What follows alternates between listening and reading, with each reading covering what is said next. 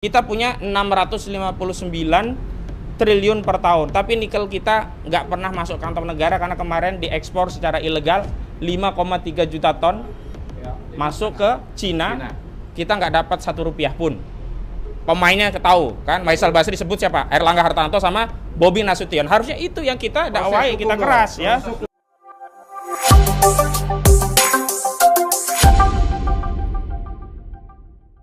Akhir ya, sebagai penutup saya mau kutip data-data penting.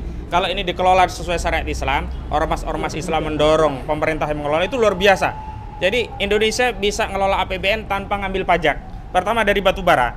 Batu bara Indonesia itu memiliki jumlah cadangan hingga 37,6 miliar ton dengan harga jual USS 318 per ton. Ini Maret yang lalu ya, kami bikin. Dengan harga jual 318 per ton dengan biaya produksi hanya $30 per ton biaya produksinya itu. Jika satu USS atau dolar Amerika kursnya 15.200, dulu 15.200, sekarang 16.000 apalagi ya.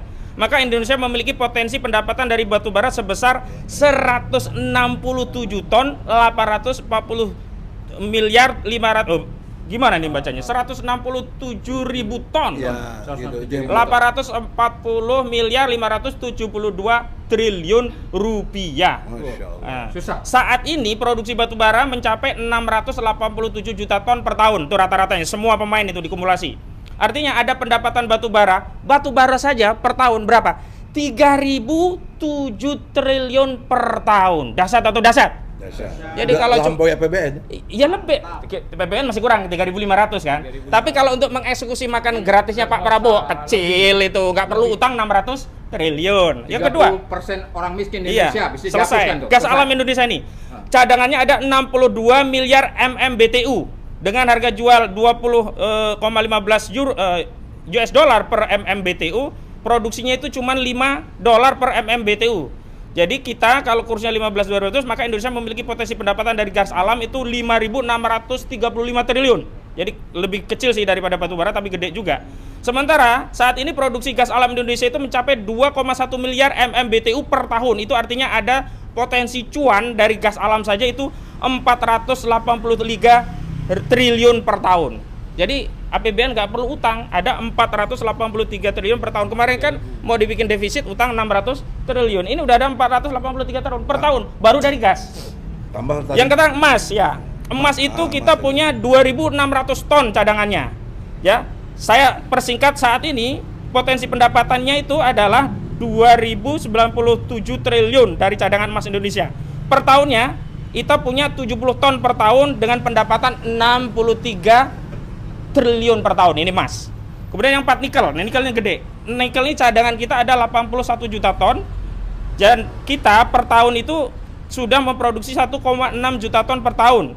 Yang pendapatan nikel dengan kurs dolar yang saya sebutkan tadi ya, kita punya 659 triliun per tahun. Tapi nikel kita nggak pernah masuk kantong negara karena kemarin diekspor secara ilegal 5,3 juta ton masuk ke Cina. Kita nggak dapat 1 rupiah pun. Pemainnya ketahu kan, Faisal Basri sebut siapa? Erlangga Hartarto sama Bobi Nasution. Harusnya itu yang kita dakwai, kita keras ya. Kemudian kekayaan laut itu kita punya 18,886 triliun per tahun. Kemudian kekayaan hutan kita punya 1.000 triliun per tahun. Jadi totalnya ya, kita punya cadangan itu per tahunnya, kalau ini dikelola dengan syariat Islam, dapat 7.000,1 triliun per tahun. Itu baru 6 komoditi tadi, belum tambang yang lain. Belum pajak. Udah ini udah masuk semua. Kenapa? Karena yang ngelola negara semua. Jadi kita tidak dapat cuman pajaknya, semuanya. Karena ini harta milik umum sesuai hadis tadi, harus mengelola negara. Dengan begitu tidak perlu narik pajak. Dan ini surplus APBN kita bisa surplus. APBN kita berapa rencana tuh? Pajak nggak ada dalam Islam. Pajak itu nggak boleh dalam Islam, haram ya. La yadkhulul jannata sohibul maksin. Siapa yang ngambil? Tidak masuk surga orang yang ngambilin pajak. Jadi petugas pajak itu nggak masuk surga itu kalau pendidikan sampai perguruan tinggi gratis. Gratis, kenapa? Jadi neraka isinya dirjen pajak gitu. 7 triliun. Bayangkan, kita desain APBN kita cuma 3.000. 2025 3.500 triliun. Ini kita punya potensi 7.000, tapi dengan syarat. Kalau kita liberal kapitalis mengelola negeri ini, kita ganti dengan syariat Islam. Allahu Akbar. Allahu Akbar. Jadi saya datang kemari yang pertama karena kecintaan saya kepada Muhammadiyah. Karena secara historis saya ini walaupun orang Betawi tapi orang Muhammadiyah. Jadi saya tahun 90-an itu ketua senat FISIP UMJ, Universitas Muhammadiyah Jakarta. Tahun 90-an juga saya ketua IMM, Ikatan Mahasiswa Muhammadiyah cabang Ciputat.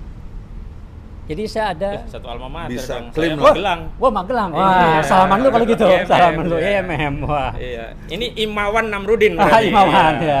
Cuman nggak ada Imawatinya nih. Oh, nggak ada. Bilai fisabil haq fastabiqul khairat. Ah, itu dia, ya. Lanjut. Jadi saya kasihan sama Muhammadiyah yang mau ngambil tambang. Jadi sekarang ngomong filosofi kue tambang dulu, ini Bang Egy. Yes. Jadi di Betawi ada kue tambang. Kue tambang. Orang Ini kalau yang makan warna kue coklat tambang, itu ya? warna coklat, Ada manis, wijen-wijennya. gurih. Gurih. Tapi kalau makan kebanyakan, dia Penyakit. batuk sariawan. Oh. Kalau udah batuk sariawan, Nggak nggak bisa ngomong. Oh. Begitu ya filosofisnya. Begitu. Betul juga itu. Itu seperti Jadi itu. kalau yang mengelola tambang pasti nggak ngomong. Nggak nanti. bisa ngomong. Nggak bisa kritik. Nggak bisa ngeritik. Nah, Top. Top. Ya, jadi memang seperti itu karena kita pahami bahwasanya penyeimbang pemerintah ini benteng terakhirnya ormas Islam. Kita nggak bisa berharap sama partai-partai di DPR, nggak bisa Udah takluk. udah makan kue tambang semua nggak bisa ngomong. Jadi harapan kita tinggal Muhammadiyah salah satunya penyeimbang pemerintah. Cuman kalau penyimbang aja udah makan kue makan tambang, tambang lagi. ya nggak bisa ngomong nanti. Sampai akhirnya saya berpikir semalam jangan-jangan pimpinan Muhammadiyah sekarang salah menerjemahkan semboyan Kiai Haji Muhammad Dahlan. Apa semboyannya? Hidupilah Muhammadiyah, jangan mencari hidup di Muhammadiyah. Oh iya. Nah akhirnya apa? Disalah penafsiran hidup Muhammadiyah cari makan di tambang. Ya. Ini jadi banyak kesalahan-kesalahan, Sesat berpikir. sesat berpikir. Dan tadi dibilang oleh Bang Juju, ormas non muslim aja menolak. Walubi menolak, DGI menolak. Kenapa kok kita bisa menerima? Malu. Ini yang saya sangat malu kita sebagai umat Islam. Malu saya pribadi sebagai umat Islam. Muhammadiyah. Nah, jadi saya minta kepada Batalkan. pimpinan Muhammadiyah batalkan keputusan menerima proyek tambang. Allahu Akbar. Allahu Akbar. Karena sekali lagi, kalau makan kue tambang nggak bisa ngomong dia. Ya demikian. Dan haram. Haram, udah pasti udah haram. Yang terakhir saya minta tetap umat Islam jaga persatuan semuanya. Sebab dengan persatuan, insya Allah Islam mandiri, punya wibawa, bisa punya kekuatan yang menyimbangi pemerintah. Karena pemerintah kan sangat zolim kepada umat Islam. Demikian billahi fisabilil haq. Khas ini.